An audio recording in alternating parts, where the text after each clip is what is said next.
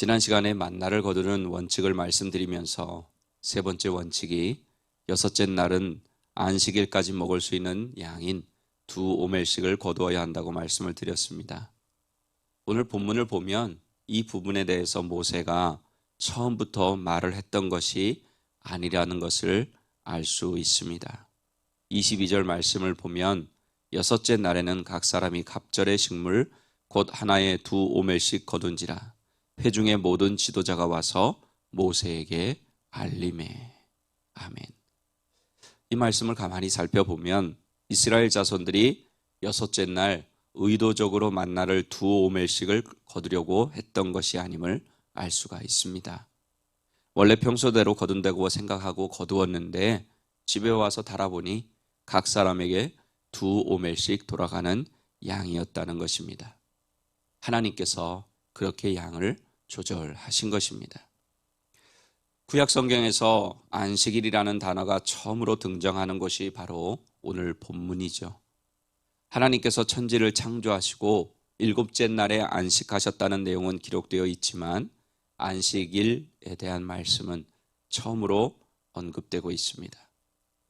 본래 안식일은 하나님께서 6일 동안 천지를 창조하신 그 사역을 마치고 쉬시면서 창조의 기쁨을 누린 날입니다.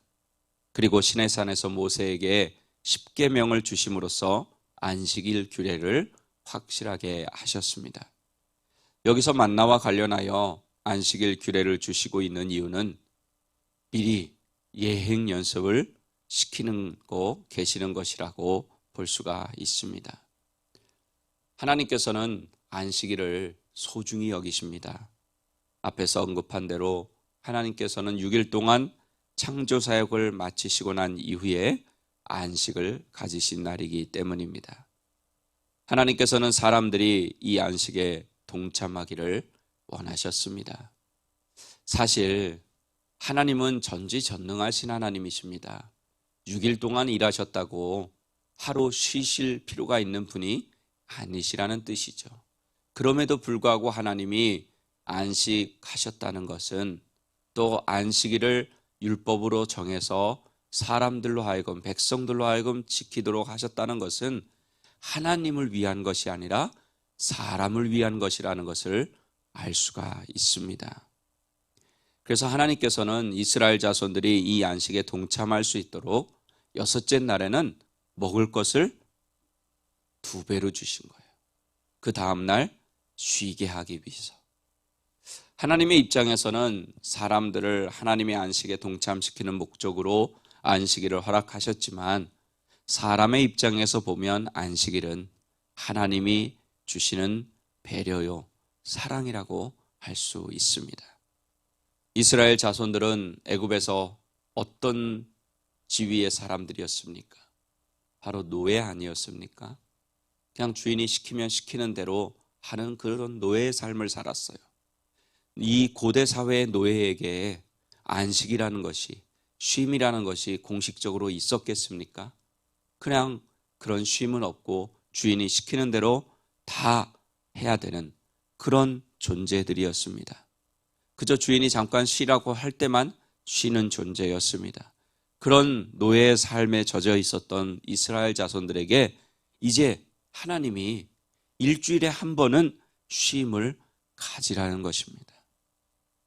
사람의 육체는 쉼을 가지지 않으면 쉽게 망가지게 되어 있습니다. 여러분들 이런 얘기 많이 듣지 않습니까?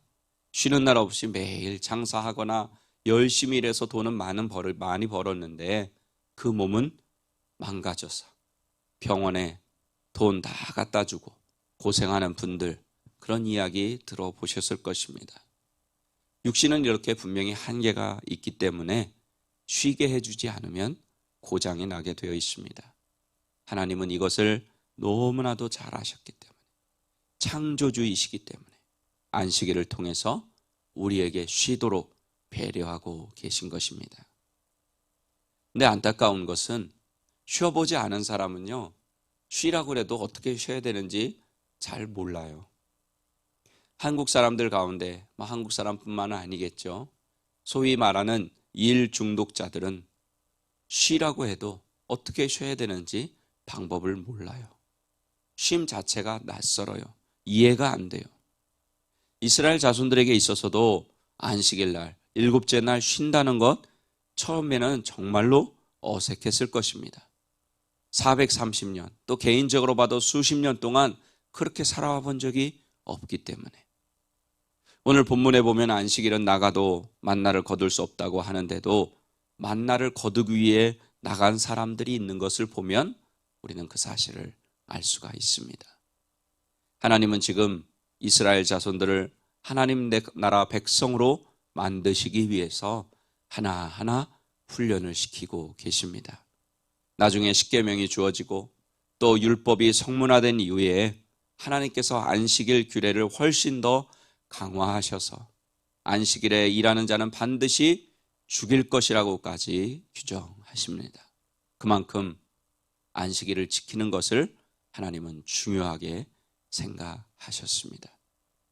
그런데 하나님께서는 이스라엘 자손에게 단순히 육체적 쉼을 위해서 안식일을 주셨느냐? 또 그것은 아닙니다. 하나님께서 구별하신 안식일에는 육체적인 쉼뿐만이 아니라 하나님께 경배하고 영광을 돌리기를 원하셨습니다. 또 그것으로 안식일을 지내기를 원하셨습니다. 그것을 통해서 무엇을 깨닫게 하시기 위함일까요?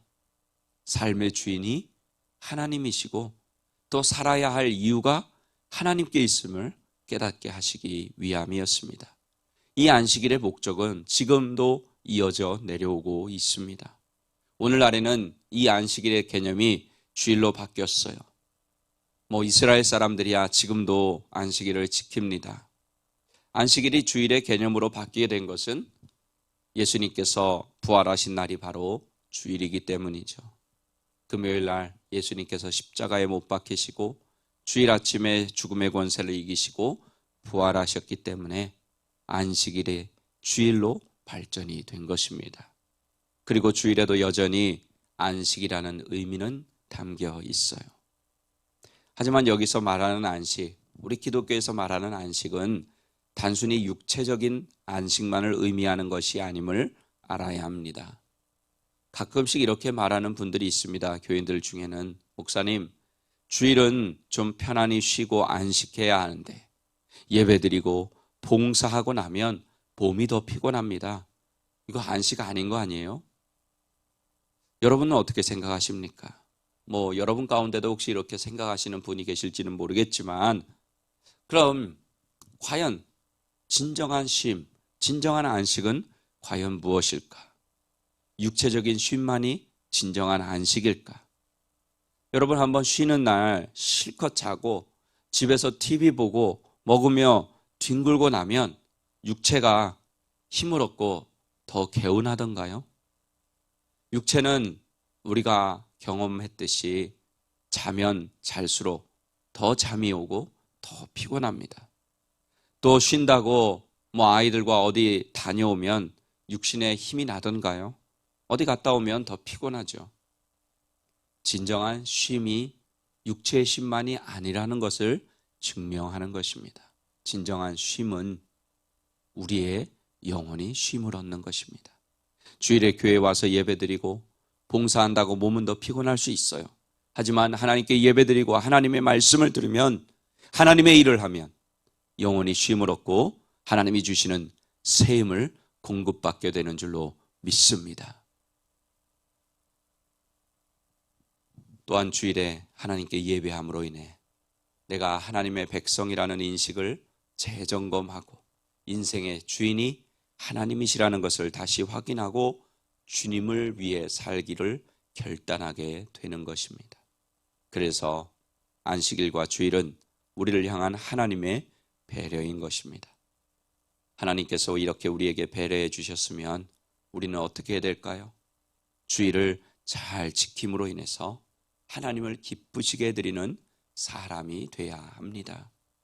주일은 우리를 더 피곤하게 하고 우리를 얽매이게 하고 목사가 교인들을 교회에 나오도록 하게 하는 그런 족쇄가 아닙니다. 이제부터 주일은 우리를 향한 하나님의 배려인 것을 알고 주일을 통해 하나님께 온전히 영광을 올려드리고 하나님이 주시는 참된 쉼, 영혼의 안식을 누릴 수 있기를 예수님의 이름으로 간절히 축원합니다.